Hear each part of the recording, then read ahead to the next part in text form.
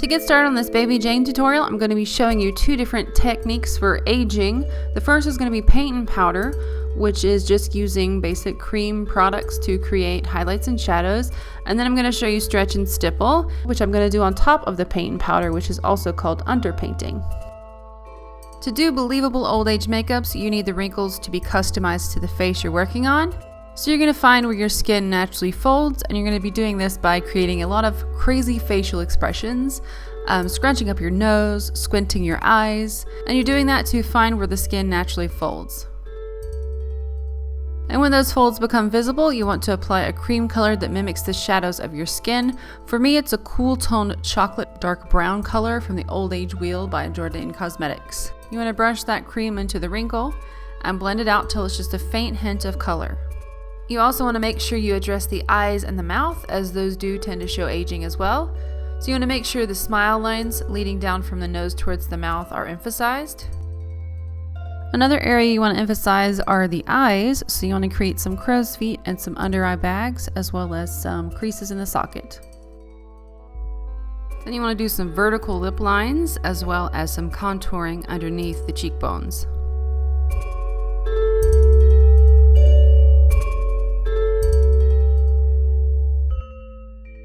The neck is definitely another area that should be addressed. I use the same brown to draw over my natural lines, and also to contour around the tendons in my neck. And you must not forget the collarbones. I like to push mine forward so they become more pronounced.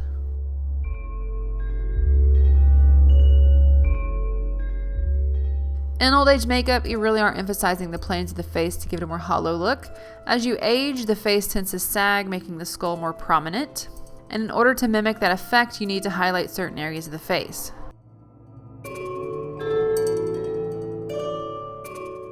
The highlight that I used was the lightest shade in the Jordane Flesh Tone Grease Palette, and I just used a brush to apply it. And I also made sure I applied it around the wrinkles that I previously applied. You're going to notice that's going to make the wrinkles pop out a lot more.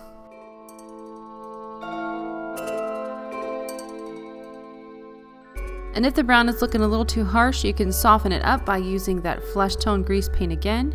You just want to use a brush to lightly brush that light color on top of the brown. And to finish off this paint and powder technique, you just want to go ahead and powder, and we're going to move on to stretch and stipple. For stretch and stipple, you're doing kind of the opposite of the paint and powder technique, where you're squinching everything up. In stretch and stipple, you're stretching everything out. So I'm starting with this one eyelid, and I'm placing my fingers right above the brow and just pulling the skin upwards. You want to keep that skin pretty tight, and then you're going to apply a very thin layer of latex. This is actually wrinkle latex or wrinkle stipple. And once that first layer is dry, you want to apply a second layer, wait for it to dry, and then powder. And when you let go of that eyelid, it's going to create eyelid wrinkles. It's really, really cool looking. If you want deeper set wrinkles, you just add more layers. I figured since Baby Jane was in her 50s to 60s, she wouldn't have so many wrinkles. I repeated the process to my other eyelid as well as underneath my eyes. Be a little bit careful under the eyes since you have to keep your eyes open. Then I also applied this technique to right above my lip. When you powder latex, it tends to hold a whitish cast of the powder. So to cut that, you want to use a little bit of castor oil. And I like to use my finger to apply just the tiniest amount to the latex. To start Baby Jane's beauty makeup, I'm going to apply another layer of the grease paints. And this is going to act as a foundation.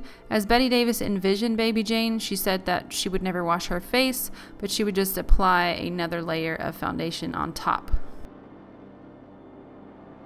And a very heavy coat of powder. For any of the wrinkles that I lost, I'm going in with a brown shadow and just re-emphasizing those. Baby Jane has some pretty nice thick black liner, so I'm going to be using Made You Look's Night Owl liner. This is a precision eyeliner pen in the color Haunted. This eyeliner is boss, just like its creator. And I'm drawing a pretty thick line onto my eyelid. There's not much of a wing on this, just kind of a tiny little wing. For the lower lid, I did apply some black eyeliner and smudged it into the lash line. Then I curled my lashes, and for mascara, you want to put a lot of mascara. I'm talking tarantula eyes times 10.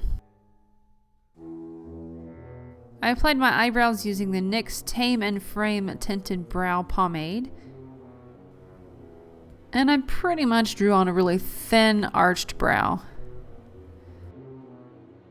To add a little flush to the cheeks like a baby doll, I'm using MB04 blush from Stilazzi. For that iconic heart upon Baby Jane's cheek, I did use that pomade again from NYX. Bette Davis did star in All About Eve, but for this tutorial it's going to be all about the lips. For the Baby Jane look, you're going to want a very elongated Cupid's bow, and you want the outer portions of the lips to be rounded. So it's almost going to bring the lip line down. It makes her look very sad and very angry. You're going to achieve this look by lipstick and a lip brush. I'm using Besame's American Beauty, which is a favorite of mine.